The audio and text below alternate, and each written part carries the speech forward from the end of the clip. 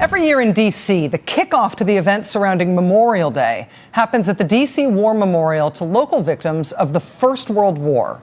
And that memorial is not the huge new National World War II Memorial, which you see here, or the world-famous, very moving Vietnam War Veterans Memorial Wall. It is the much more subtle and less famous structure that you see here. But the World War I Memorial in D.C. Is lovely, and it is there in a very leafy spot on the National Mall. And a ceremony there every year kicks off the week that culminates in Memorial Day. Well, this year, the people that organized and did that kickoff event for the nation, the people who took on that responsibility for our country, were these ladies. Just them, alone.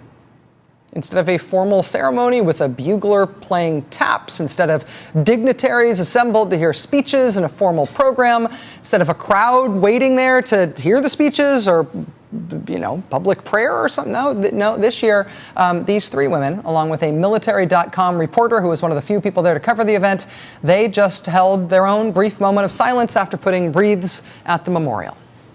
Just them.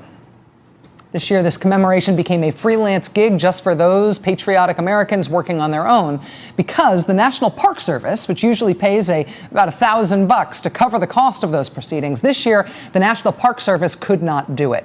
This year, the Sequester, that nearly universally agreed upon to be stupid, self-inflicted problem we made for ourselves in Washington, made it so the Park Service had to cut back and could not pay for that program this year. Also today, because of the same self-inflicted Washington policy that nobody thinks is a good idea, but that we're doing anyway.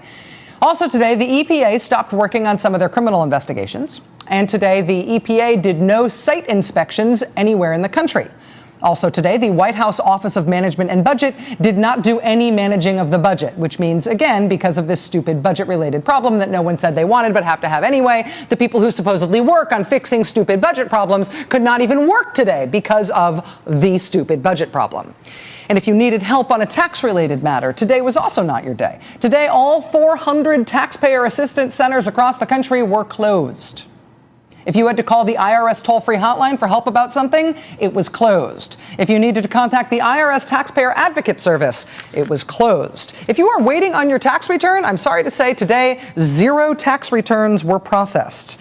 Today was a furlough day, an unpaid mandatory day off work for the IRS and other major federal agencies, leaving 115,000 federal employees out of work for the day. It's the biggest government shutdown since the 90s.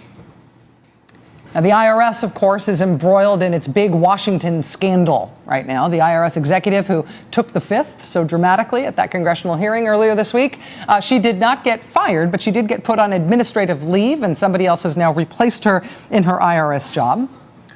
More congressional hearings on the IRS are expected at the beginning of June, but the agency, in the meantime, is responding to a Matterhorn-sized mountain of demands from Congress. Committee staff members are now doing interviews with IRS staff members, both in Washington and in at least the Cincinnati field office. Of course, none of that work happened today because the IRS had a furlough day today. Regardless of who's going to get blamed for the fact that this IRS scandal happened, the way that they are going to fix it and make sure it never happens again is likely to be something having to do with increased training, right? Increased training, particularly for the kinds of low-level IRS employees who we know carried out this policy that has upset everybody in Washington so much.